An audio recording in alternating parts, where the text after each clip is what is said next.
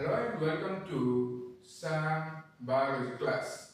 Friends, today we shall discuss about alpha helix. Before that, I request all of my friends, those who have not subscribed my YouTube channel, please subscribe. The alpha helix is one of the most common secondary structures of peptides and proteins. It was discovered by Linus Pauling and Robert Corey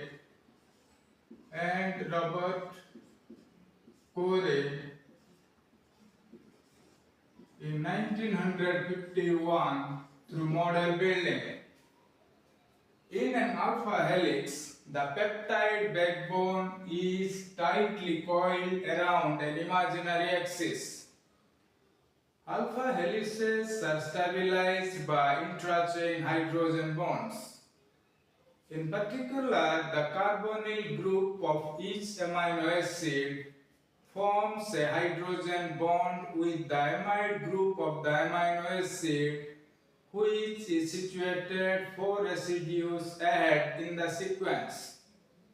Thus, for the exception of the amino acids located near the ends of an alpha helix, all main chain CO and NH groups are hydrogen bonded. This figure shows an alpha helix and the blue lines are the hydrogen bonds. These hydrogen bonds are strong, having an optimum distance of 2.8 angstrom. In an alpha helix, each amino acid is related to the next by a rise, also called translation, of 1.5 angstrom and a rotation of 100 degrees. Thus, in the alpha helices, amino acids which are spaced 3 or 4 residues apart are spatially quite close to one another. By contrast, amino acids which are spaced 2 residues apart are situated on opposite sides of the helices, and so they are unable to make contacts. Alpha helix has 3.6 residues per turn, and the pitch of the helix is 5.4 angstrom.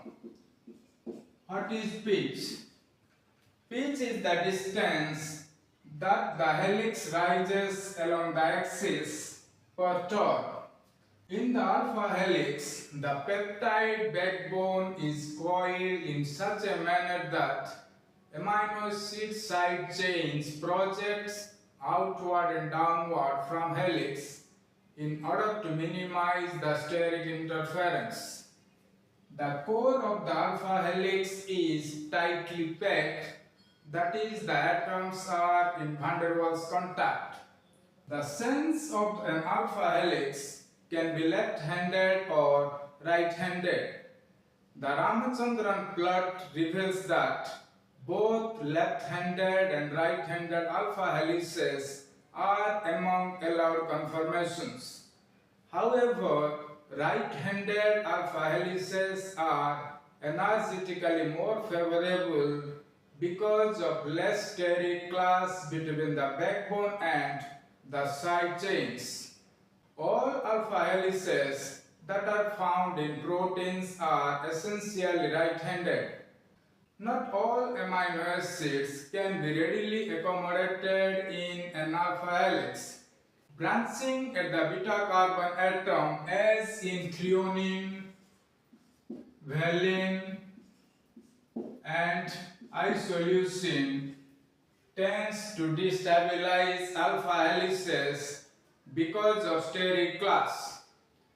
Amino acids such as asparagine, aspartic acid, and serine also disrupt the formation of alpha helices because their side chains contain hydrogen bond donors or acceptors in close proximity to the main chain where they compete for main chain CO and NH groups.